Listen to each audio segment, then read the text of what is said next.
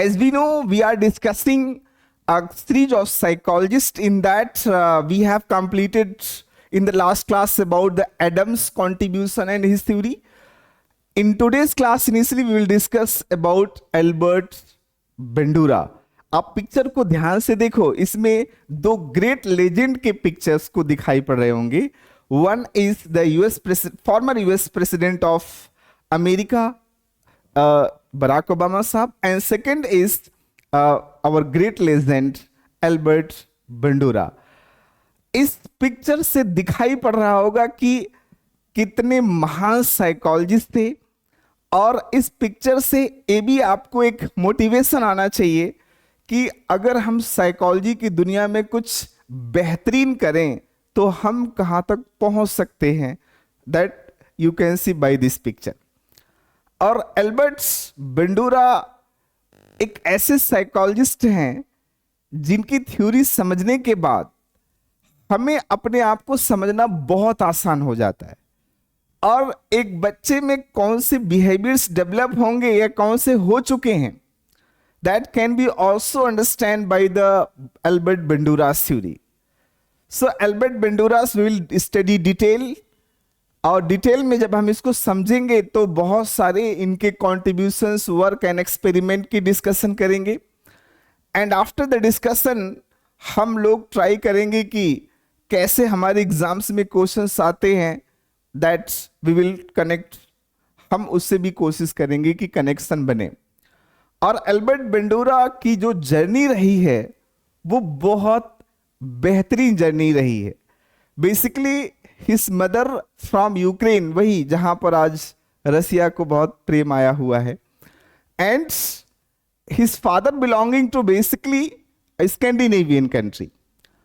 और दोनों बेसिकली रहते थे कनाडा में. तो कनाडा में ही एल्बर्ट बंडूरा का जन्म हुआ. और उसके बाद उन्होंने अपनी एकेडमिक्स, क्योंकि यूरोप में साइकोलॉजी बहुत ज़्यादा हाइप पर था, तो यूरोप से इन्होंने स्टडी करी, और फिर बाद में चल करके इन्होंने यूएस में जा करके अपनी आखिरी वक्त बिताए. और यूएस और पूरे विश्व के लिए उन्होंने क्या कंट्रीब्यूट किया, I think nothing is hidden at here.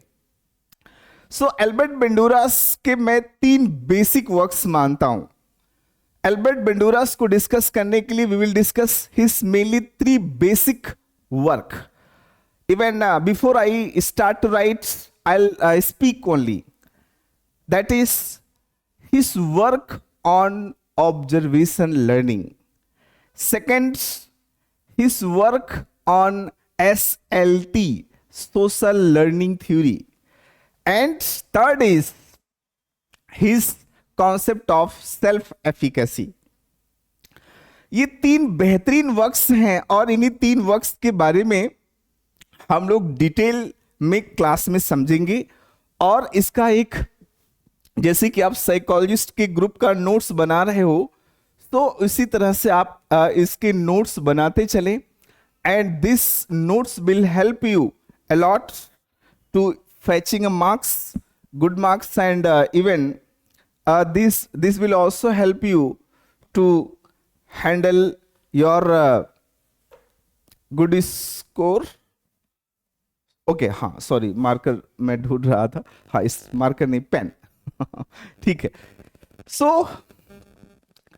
we are going to discuss Bandura, right? Bandura, heading is Bandura. So Bandura was basically Canadian psychologist, and he has done one of the very famous and popular experiments. That experiment was Bobo doll experiment. So हम Bobo doll experiment से ही start करते हैं class को. अब Bobo doll experiment क्या था, इसको समझने से पहले मैं एक छोटी सी अपनी पर्सनल जीवन की स्टोरी शेयर करता हूं.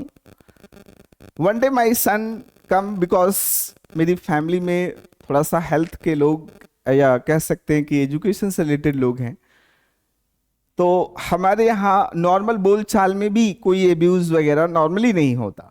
अब बहुत आइडियल फैमिली नहीं बताना चाह रहा, बट नहीं होता, ये हमने देखा है, या जो मुझे जानते हैं वो भी शायद कभी भी मेरे मुंह से कोई अब्यूज नहीं सुने होंगे।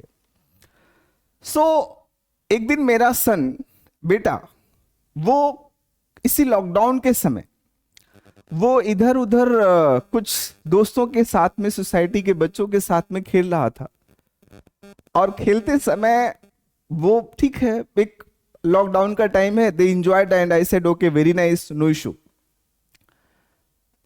बट वो जब खेल करके वापस आया तो वो दिल्ली के 2-4 तकिया कलाम अब्यूज हैं, आप शायद जानते भी होंगे, वो वही घर में करने लगा। इवन मेरी सिस्टर को देखा, अपनी बुआ से मिला तो उसने भी वही किया, फिर मदर से मिला, सेम वही बोला, और मुझसे मिला वही बोला। So we are shocked and surprised, we are shocked and surprised कि from where he has learned all this, ये कहां से सीखा इसने। तो हम लोग उसके ऊपर थोड़ा सा रिसर्च एंड डेवलपमेंट करना शुरू किए, और कंक्लूजन ये निकल के आया कि हमारे घर की पार्किंग में बहुत सारे बच्चे सोसाइटी के खेल रहे थे, थोड़ा सा उसमें वो भी बच्चे थे जिन बच्चों ने स्ट्रीट अब्यूज शायद सुना होगा, देखा होगा। तो वही चीजें उनसे सीखा है, और सीख करके वो आकर के घर में वही वर्ड बोला। Even he don't know the meanings, छोटा सा बच्चा, even his age was 4 to 5 year. तो वो छोटे से बच्चे में जो अब्यूज आया वो कहां से आया? By the watching of others. So Bandura has done experiment, and in that experiment he has taken few people, कुछ बच्चों को लिया, खास तौर से वो 11 बिलो ईयर के बच्चे थे, 11 बिलो 11 ईयर के बच्चे थे, और उनके नंबर्स लगभग उसने 78 बच्चों को लिया।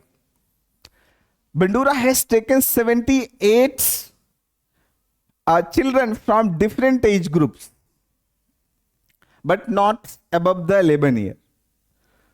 अब इसी 78 बच्चों को एक्सपेरिमेंट करने के लिए बंडूरा ने इन बच्चों को 3 ग्रुप में डिवाइड कर दिया। It means he has divided learner into 3 groups. First group is considered experimental group 1, and second group is considered as experimental group 2, and third group is called basically control group. So control group is basically those groups which will not receive any type of treatment and manipulations. Experimental वो groups होते हैं, आप research का basic खैर जानते होंगे। Experimental वो groups होते हैं जिसको हम लोग मैनिपुलेट करते हैं, और ये दूसरे वर्ड में बोले तो हम इसको ट्रीटमेंट प्रोवाइड करते हैं, या फिर कह सकते हैं कि इसमें हम लोग कुछ ना कुछ चेंजेस करते हैं, right. So we can say that there is a changes. But जो कंट्रोल ग्रुप्स होता है, that groups will not receive any types of manipulations. यहां पर लिख सकते हैं कोई भी मैनिपुलेशंस इनके साथ में नहीं होता, and they do their natural response, जो उनका नेचुरल रिस्पॉन्स करने के लिए ही उनको कहा जाता है। तो 78 स्टूडेंट और learner if we will divide into 3 groups, तो फर्स्ट ग्रुप में हो जाएंगे right 26 and third will be 26। तो 26 के 3 ग्रुप्स बच्चों के बनाए बंडूरा ने, और तीनों ग्रुप के बच्चों को अलग अलग तरह से उन्होंने एक्सपेरिमेंट या ट्रीटमेंट किया। अब क्या उन्होंने ट्रीटमेंट किया? See that suppose this is group experiment group 1। तो फर्स्ट ग्रुप को ये 26 बच्चों को एक कमरे में लेके गए, और उस कमरे के अंदर उन्होंने टेलीविजन लगा दिया, टीवी, और उस टीवी को देखने में जो टीवी में दिखाया गया कि कुछ उसमें डॉल्स थी और उस डॉल के साथ में बच्चे बहुत सारे प्लेइंग कर रहे थे. They were playing with very humble manners, और वो बहुत हम्बल तरीके से प्ले कर रहे थे. तो उस बच्चों ने जो उस टेलीविजन में देखा वो डेफिनेटली उनके माइंड में कुछ ना कुछ तो गया होगा. फिर उन्हीं बच्चों को एक दूसरे रूम में शिफ्ट कर दिया गया और उस रूम के अंदर बहुत सारे डॉल्स पड़े हुए थे, बहुत सारे डॉल्स. एंड अब उन बच्चों ने ऑब्जर्व क्या किया था टेलीविजन में कि दे वर प्लेइंग हम्बली और एंजॉयिंग विद द डॉल्स. तो जब उनके सामने उस रूम से बाहर दूसरे रूम में भी डॉल्स मिला, तो what they did, they enjoyed with the dolls, और वो डॉल के साथ में एंजॉय करते. तो जो उन्होंने सीखा था, what they enjoy, they learn play करना, एंजॉय करना. दे प्ले करना प्लस एंजॉय करना उसे सीखा था. तो दे डिड दैट, वही चीज उन्होंने सीखी और उन्होंने वही चीज अपने जीवन में ले आया. Second group was there. तो दूसरे ग्रुप को भी ऐसे एक कमरे में ले जाया गया, same. And again there is a television, और टेलीविजन में उन सारे बच्चों को दिखाया गया कि they were destroying and damaging the dolls. वो डिस्ट्रॉय कर रहे हैं. डिस्ट्रॉय मीन्स चीर रहे हैं, फाड़ रहे हैं, तोड़ रहे हैं. दे वर बेसिकली वायलेटिंग, वायलेंस दिखाया गया. तो इन्होंने वायलेंस देखा. अब जब उन्होंने वायलेंस देखा तो they learn that in their behaviours, and उन्होंने वो चीज बिहेवियर में अपने ले आया. They learn the violence in their life. तो उससे उन्होंने वायलेंस सीख लिया. और जब वायलेंस लर्न किया, इंपैक्ट ऑफ दिस वायलेंस जब उन्होंने सीखा, इंपैक्ट ऑफ दिस, कि अब दूसरे रूम में इनको ले जाया गया और वहां पर भी वैसे डॉल मिले जैसे कि पहले ग्रुप को मिले थे. तो उन्होंने भी उन डॉल के साथ में चीड़ फाड़ तोड़ फाड़ किया, जो कि डॉल बिल्कुल सही थी. सो इससे कंक्लूजन ये निकला कि उन्होंने वायलेंस देखा था, तो वायलेंस ही अपने जीवन में या वायलेंस ही डॉल में किया. Third groups were basically control groups. It will not get any treatments. तो इस ग्रुप को सिर्फ कमरे में ले जाया गया, वहां कोई टेलीविजन नहीं चलाया गया, और फिर उनको दूसरे रूम में शिफ्ट कर दिया गया डॉल के साथ में. And they enjoyed with the dolls, neither they enjoyed with the dolls nor they any types of damage and disturbance has been made by them. तो बहुत वो ना तो खेल रहे थे, ना तो कुछ उस डॉल के साथ में कोई वायलेंस कर रहे थे. तो कंक्लूजन साफ निकला तीनों ग्रुप से. फर्स्ट ग्रुप क्या समझ में आया? First group understand if they will watch to play enjoy. If they have seen the enjoy, तो उन्होंने अपने जीवन में अपने डॉल के साथ में एंजॉय किया. सेकंड ग्रुप में जिन बच्चों ने वायलेंस देखा था, उन्होंने वायलेंस करना सीखा. एंड थर्ड ग्रुप्स, जिन बच्चों ने कुछ भी करना नहीं देखा था कि कोई भी टेलीविजन में हो रहा है, सो इससे उन्होंने कुछ भी नहीं सीखा. सो इससे क्या प्रूव होता है, क्या कंक्लूजन निकाल सकते हो? This can conclude whatever we are watching in our surrounding, that surroundings will shape our behaviour. अगर हमारे पेरेंट्स, हमारे दोस्त, हमारे ऑफिस में हमारे पॉलिटिशियंस, हमारे घर के एडल्ट्स, एल्डर्स, ये सब झूठ बोलते, गलत काम करते हैं, that will be learned by automatically the kids, and they will also easily absorb that behaviors and start to performing that behaviors in upcoming situations. तो फिर आप ये मत बोलना कि मेरे बेटे ने, बच्चे ने कहां से सीखा. लाइक माय सन, कहां से सीखा? कहीं ना कहीं पीयर से सीखा, दोस्तों से सीखा।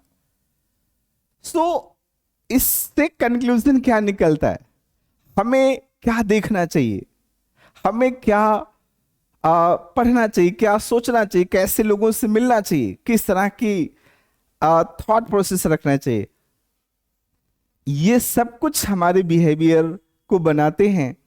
तो डेफिनेटली हम बहुत कॉन्शियस होकर, बहुत अलर्ट होकर के पहले तो खुद बिहेवियर्स करें और दूसरे के साथ में भी करने दें। लाइक मेरे यहाँ एक मैम थी, टीचर, एंड वो, जैसे मैं, जानते हैं मुझे जो लोग, कि मैं कभी भी स्ट्रीट पे कुछ नहीं खाता।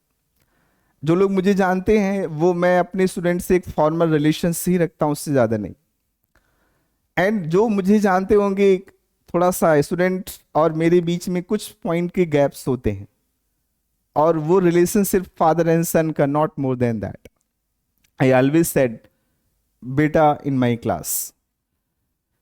तो अब मेरे यहाँ एक मैम थी, तो वो मेरे कुछ स्टूडेंट्स के साथ में वो काफी देर तक, 1 घंटे की क्लास थी तो 1.5 घंटे खड़े होकर स्ट्रीट पे गप्पे मार रही थी, वो भी मेरे ऑफिस के सामने।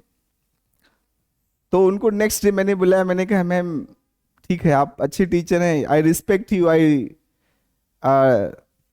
Have understanding about your dignity and personal life, but आप थोड़ी सी टीचर के तौर पर सोचिए, क्या आपको बच्चों के साथ में एज अ फ्रेंड इतने देर तक स्ट्रीट पे खड़े होकर बात करना चाहिए? तो मुझे तो नहीं लगा, या कई मैंने ऐसे सिचुएशन सुने जहां पर टीचर्स बच्चों के साथ अल्कोहल पी रहे हैं।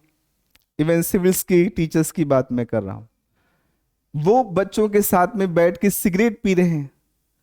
So it's not a basically good trades, एक अच्छे लक्षण नहीं बेटे, it is not fine things. मुझे लगता है कि आप किताब पढ़ा देंगे, बट जो ऑब्जर्वेशनल लर्निंग से उसने आपको से सीखा, वो चीजें अच्छा नहीं सीखा होगा। May be in front of you आपकी रिस्पेक्ट करेगा, बट एट द एंड वो आपकी क्रिटिसिज्म जरूर करेगा। सो बचना चाहिए। सो बंडूरा का ये जो एक्सपेरिमेंट था, आई विश आपको समझ में आया। बूबो डॉल एक्सपेरिमेंट 78 पार्टिसिपेंट पे किया गया, 26 के 3 ग्रुप्स बनाए गए, और एक ग्रुप को वायलेंस, दूसरे ग्रुप को बहुत नॉर्मल तरीके से ट्रीटमेंट हुआ, उनको कुछ नहीं दिया गया, और तीसरे ग्रुप्स मींस एक्सपेरिमेंटल ग्रुप 2 को कुछ और दिया गया। और फिर उसके बाद देखा गया कि जिसने जो चीजें ऑब्जर्व करी थी वही उसने बिहेवियर में लाया। So being a parent, being a brother and sister, being a son, daughter, any form, कुछ भी ऐसा ऑब्जर्व मत होने दीजिए जिससे कि आपके बिहेवियर्स की कोई नेगेटिविटी लोगों को बाहर आए। So try to do better. Next is there. So as we know that there was some psychologists belonging to behavioralism, और behavioralism के 2 साइकोलॉजिस्ट, बिहेवियरिस्ट में 2 साइकोलॉजिस्ट अगर मैं नाम लूं, तो उसमें पाउलाउस की classical conditioning theory and second is operant conditioning theory. operant conditioning. So both theory loved and liked by the Banduras. So दोनों थ्योरी को ही बंडूरा ने एक्सेप्ट किया। They have not, means Bandura has not denied the importance of classical conditioning and operant conditioning, even though he has also postulated in his theory the importance of operant and classical conditioning. So basically behaviorism का idea क्या था वो सीखते हैं पहले। Behaviorism said there is a stimulus. Stimulus means our environments, because in environments there is a several stimulus. Stimulus means what? Anything which elicits or evoke the behavior. elicit or evoke the behavior. So they were talking basically about the evoking of behavior. They were talking basically evoking of behavior. So any stimulus is there और stimulus एक response produce करेगा, but मालूम नहीं कैसे, but वो produce करेगा. तो basically this is a blank, एक ब्लैंक है, तो ये ब्लैंक है. एंड कॉन्क्टिविस्ट सेड कि एक इनपुट्स होगा, if there will be inputs, तो इनपुट के बाद में यहां पर मीडिएशंस होगा. Basically there will be what? Mediation.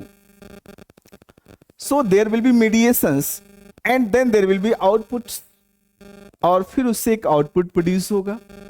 So inputs, mediation plus output, these things are there.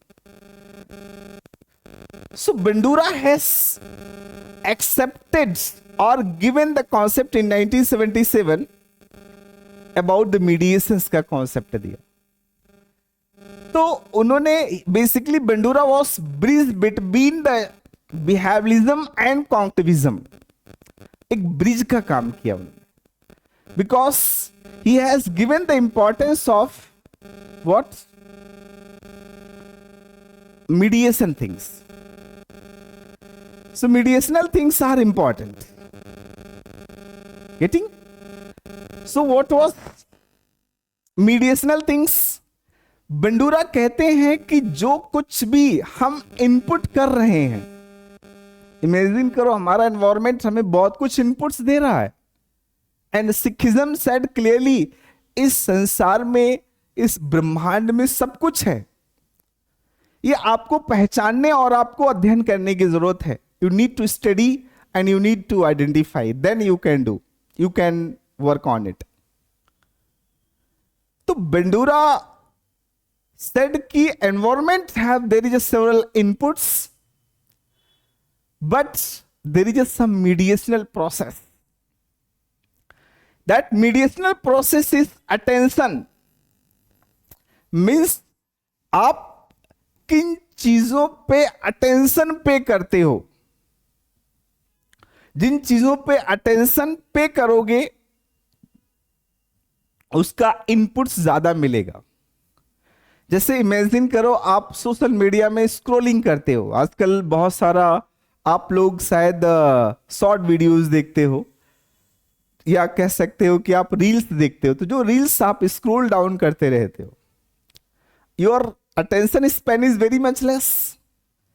तो उसमें कुछ छोटी छोटी कोई एक टैग लाइन या कीवर्ड्स या कोई सटायर टाइप की चीजें होंगी, and you like that.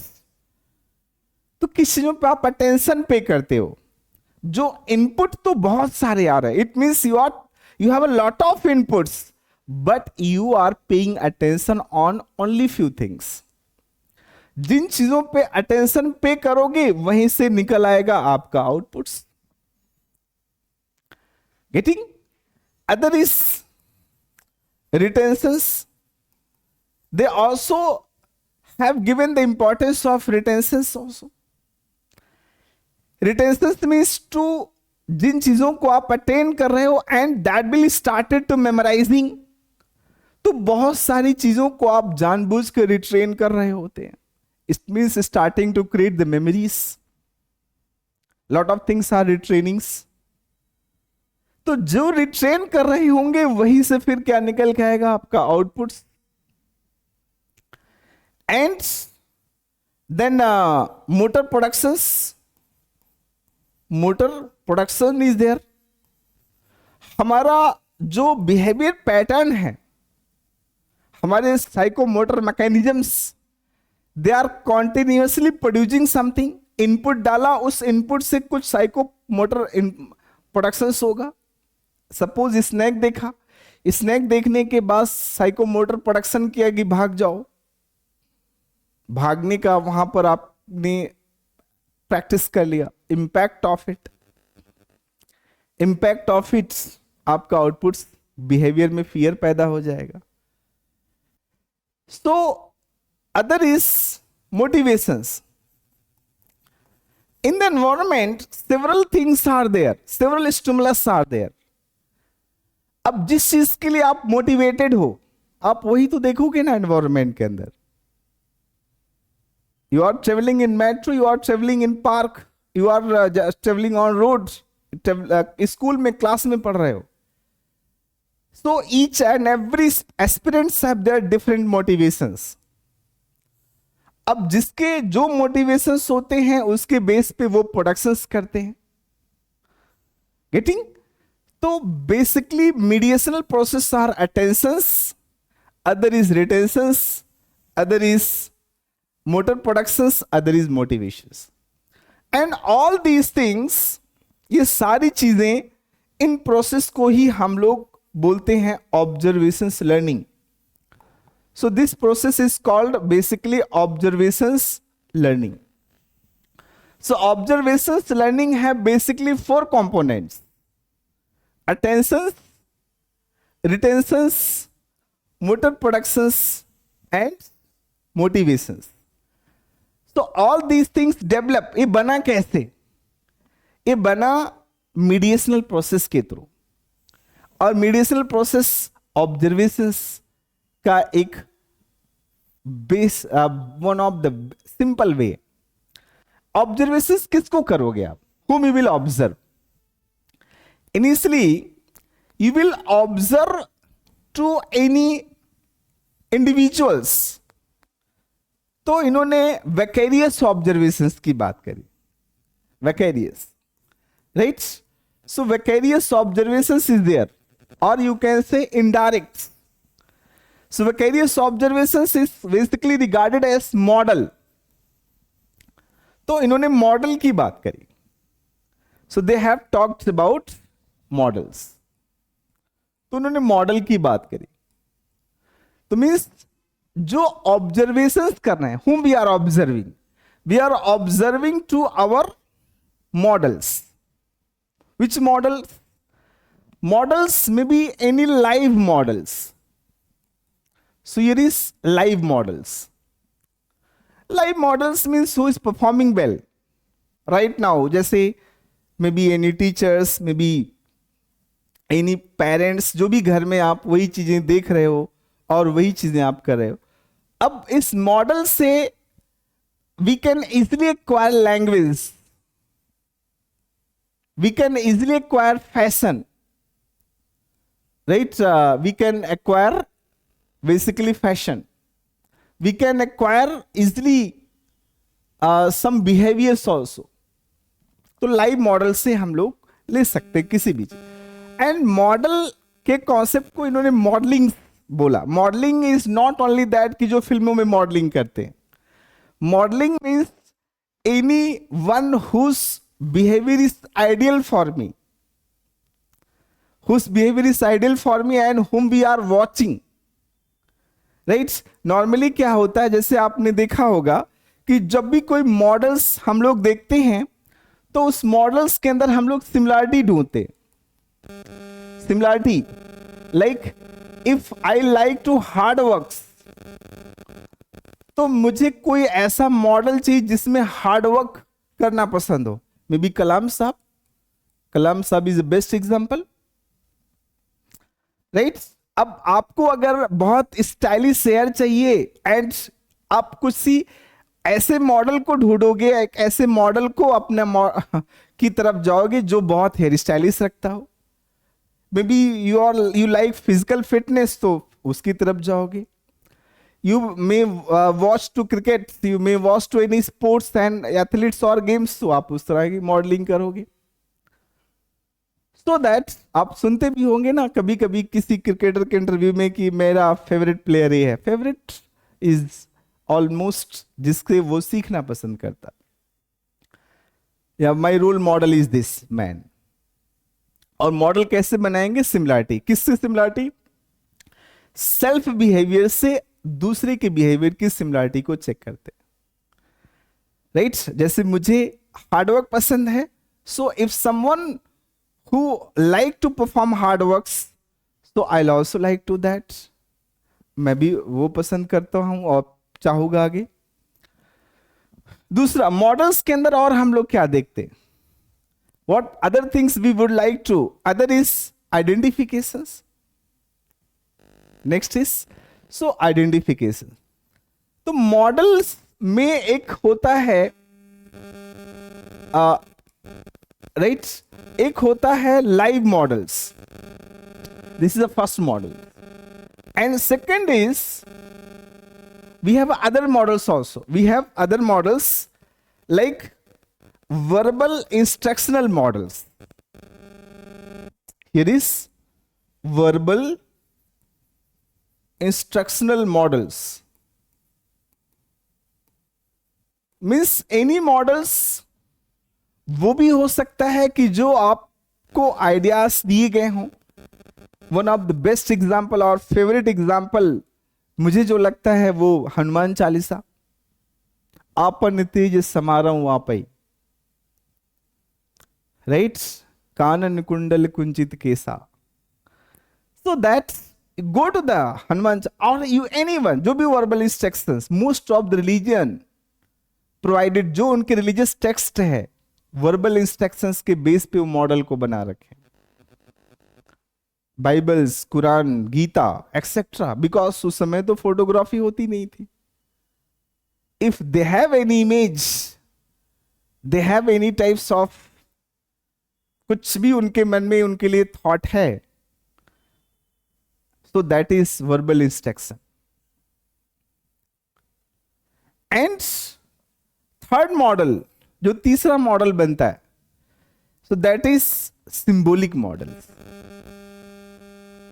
Symbolic models. So here is symbolic model is third type of model. Symbolic models means those rituals, those monuments, those pattern of behavior which has been symbolized by others, या हमारे अपने daily life में देखें तो हमारे यहां पर symbolic models बहुत सारे होते हैं, वो वैल्यूज में दिखाई पड़ते हैं। सिंबॉलिक मॉडल्स, हमें इस तरह से नहीं करना है, इस तरह से ही करना है, या ऐसे ही आपको सोना, ऐसे ही खाना, ऐसे ही मैरी का प्रोसेस है, ऐसे ही पेरेंट्स को रखना है। So these are the symbolic. Rama is a big example of symbolic model. temples, mosque etc are the big symbolic, right? Red light पे आप जाते होगे, वहां पर भी U turn, different types of, that is a symbolic models. आप उसको follow करोगे, वो जो कहेगा वो बिहेवियर में लाना पड़ेगा। Red lights means stop the car, so behaviour में लाया उस मॉडल को देख करके। सो दैट इज, तो models helps in observation learning. और models are three: live models, verbal instructional models, other is symbolic models. All these three models shape our behaviours. और ये सारी चीजें दिखाई पड़ती हैं in the our social learning theory, SLT, social learning theory. So what is SLT? Social learning theory क्या थी? Means there is a person, there is an individual, and this individual is basically associated with the any environments. तो वो किसी न किसी environment के साथ में जुड़ा है। This person is associated with any particular environment, and person have some cognitions, and this environment work as a stimulus. ये कुछ स्टिमुलस दे रहा है। Environment are continuously stimulating to us to do some behaviors. Environments मिक सब कुछ आता है तो जानते हो, biotics antibiotics means plant animal सब कुछ आ गया।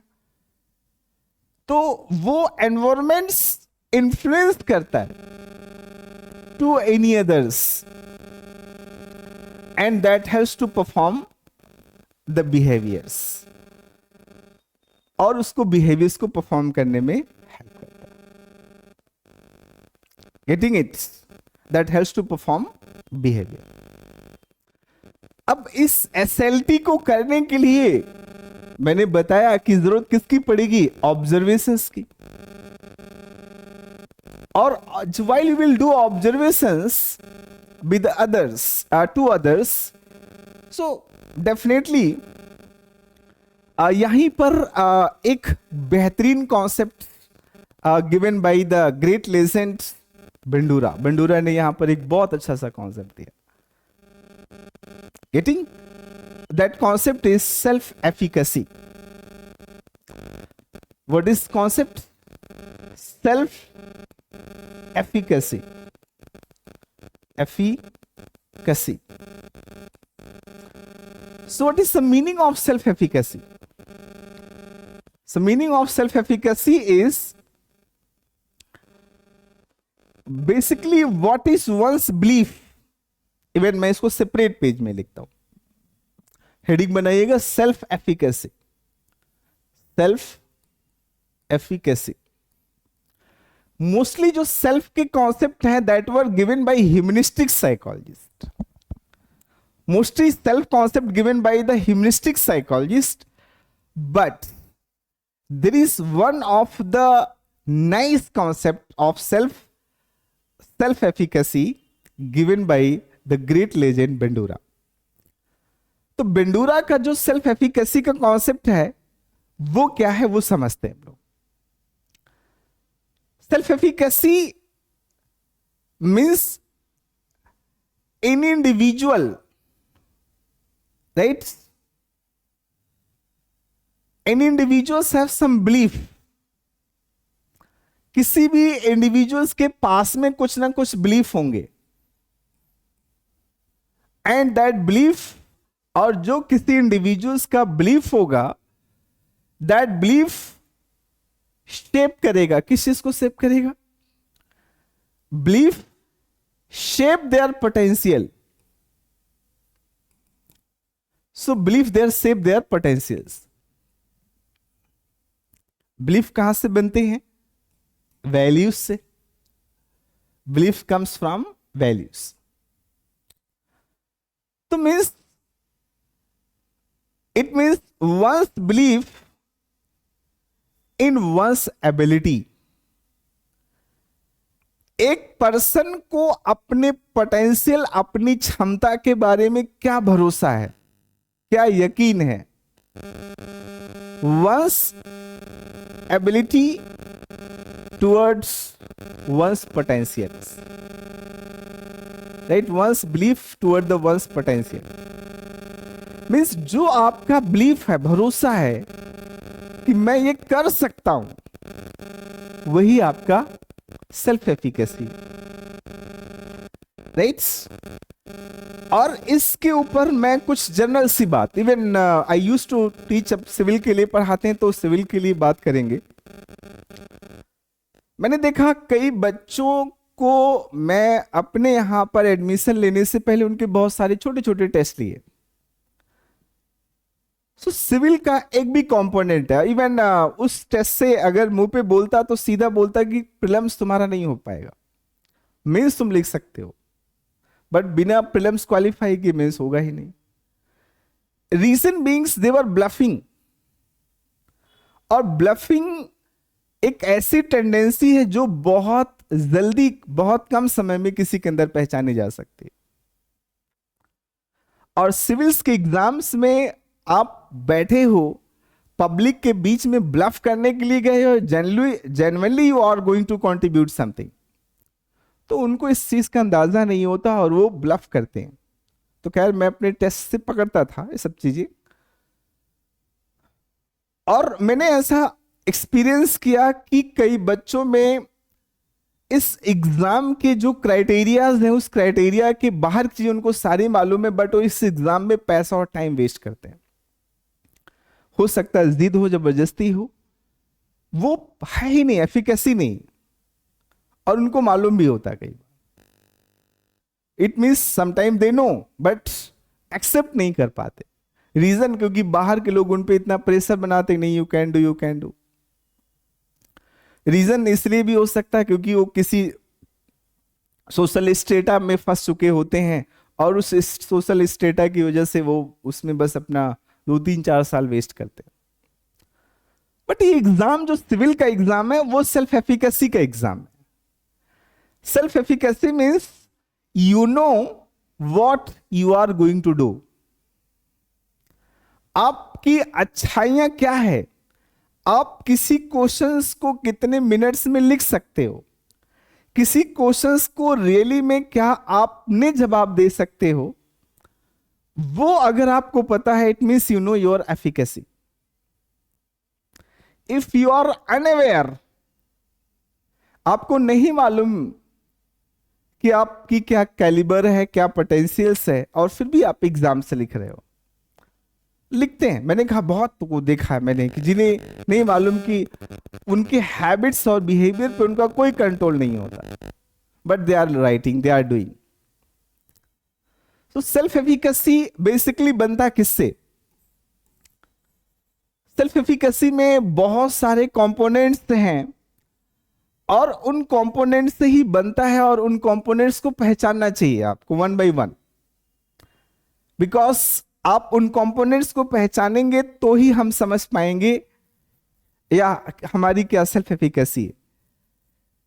First of all we must know our performance outcomes.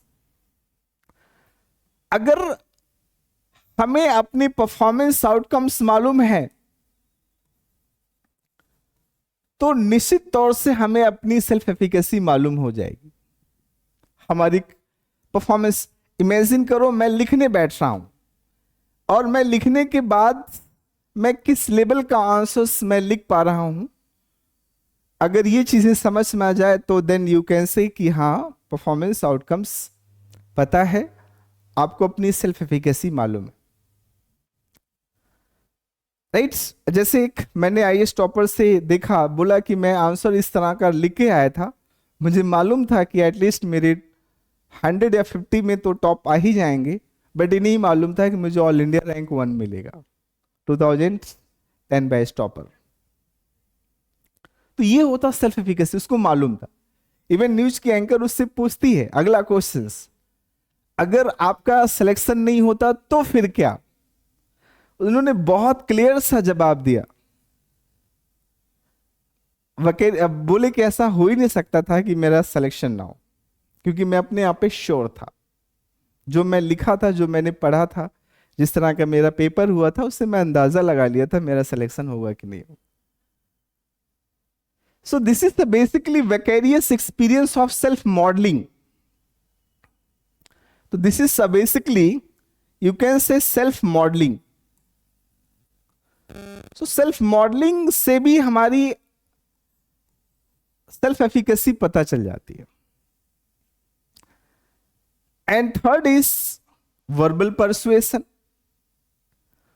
Verbal persuasion means sometime peoples speak something about the some situations, किसी चीज के बारे में वो वर्बली परस्यू करते, वर्बली परसुएशंस, वर्बली परसुएट करते हैं। अब वर्बली परसुएशंस में वो दिखाई पड़ जाता है कि उनकी एफिशिएंसी कितनी है। टेक प्राइम मिनिस्टर्स, उनके वर्बल परसुएशंस को देखिए। सो टेक एनीवंस, मेरे अपने आप के किसी के भी वर्बल परसुएशंस में वो किस तरह की बातें करता है, उससे उसकी कैपेसिटी पता चल जाती है। डरा सा, घबराया सा, under confident, over confident. So this reflect their self efficacy.